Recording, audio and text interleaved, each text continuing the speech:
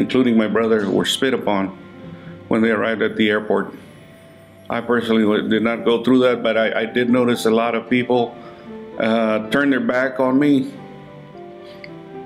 ignore me,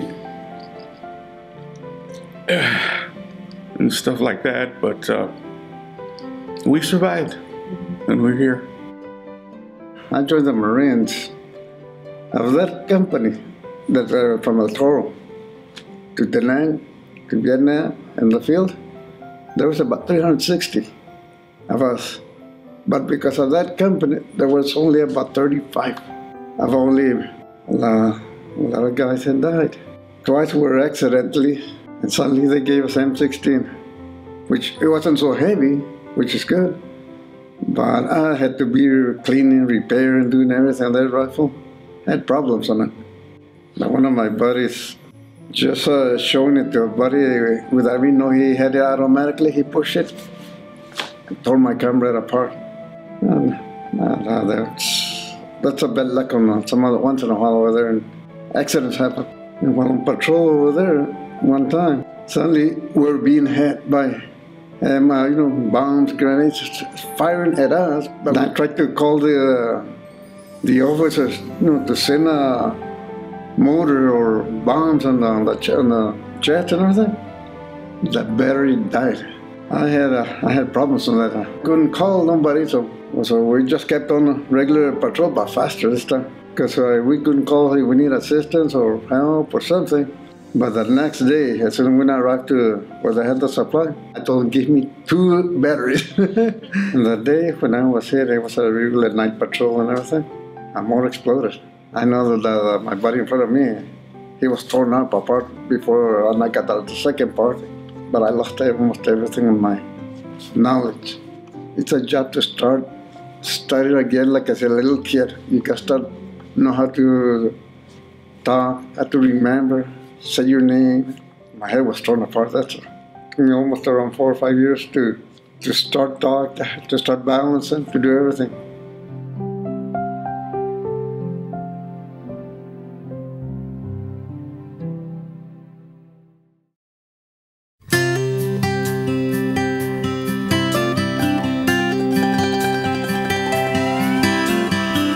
My dear son, it's almost June.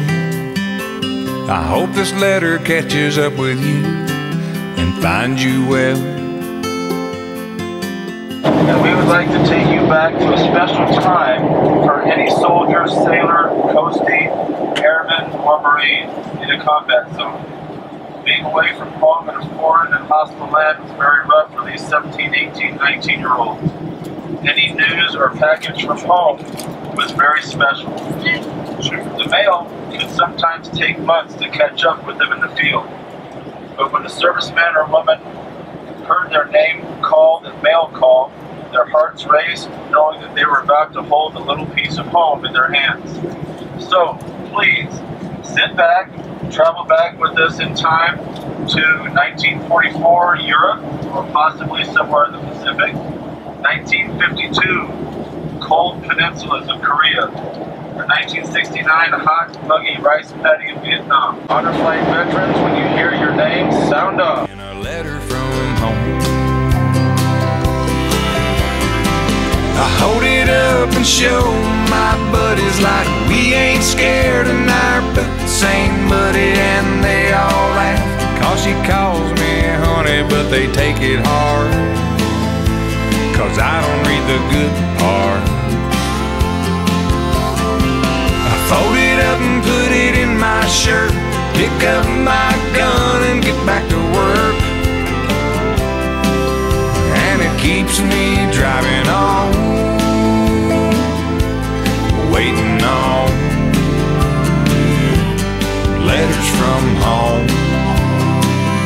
Dear Miss Betty Zombie, thank you for serving us in the World War II and protecting us. I am really thankful that you were willing to risk your life to protect and serve this country. I hope you have an amazing time. Sincerely, Maria. I mainly look up to my dad, who is a Master Sergeant in the Air Force. Anyone who joins the military is so brave, because I could never do something like that. I could never be that brave. And I'm definitely...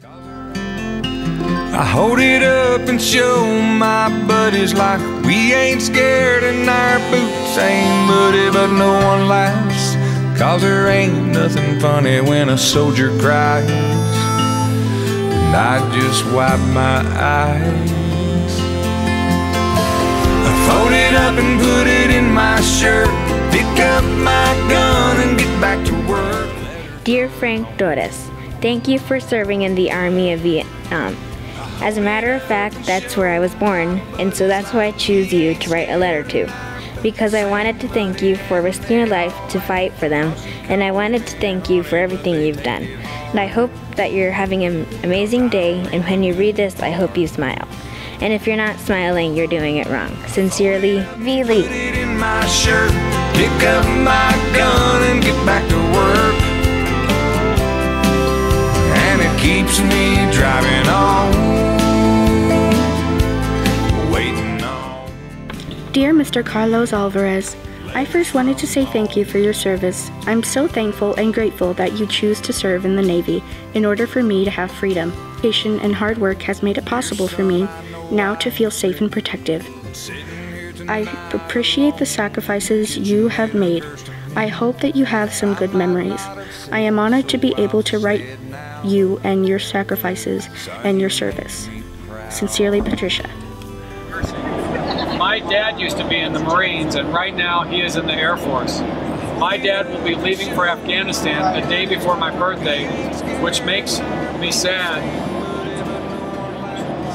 But I know he is going to do good for this country, just like you have done.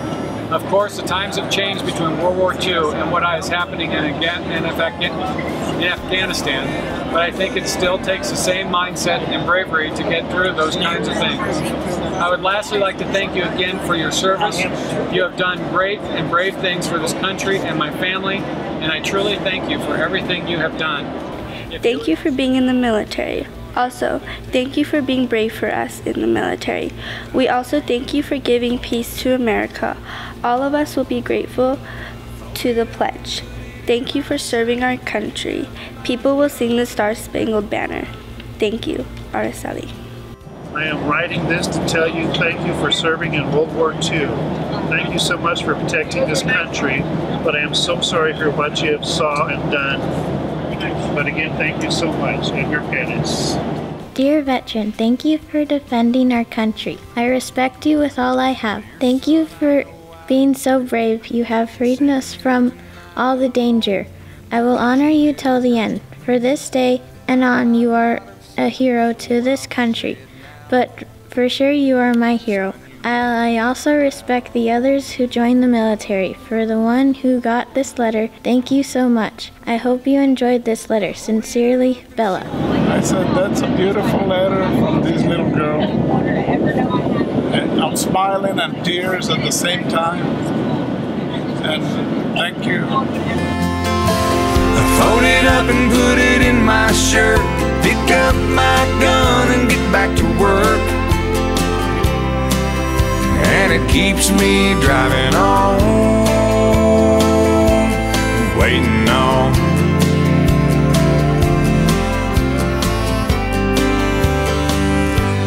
Letters from home.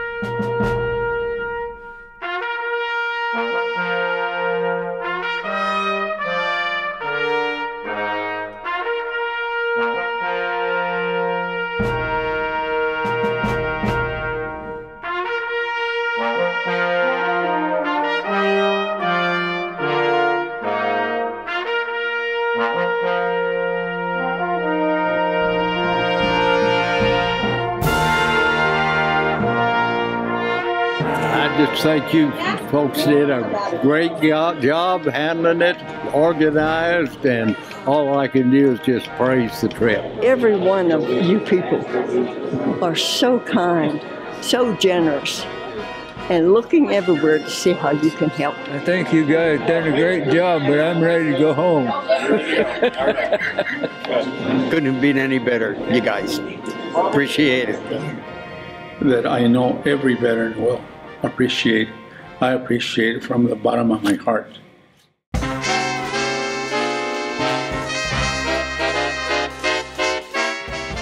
Who had made all these arrangements.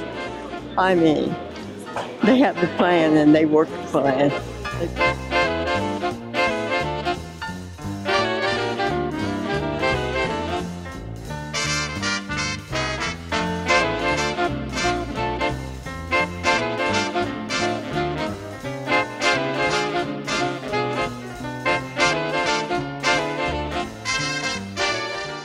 Thank all the people of New Mexico that have donated all these funds. You guys have gone through a lot. I know that collecting money is a very hard thing to do.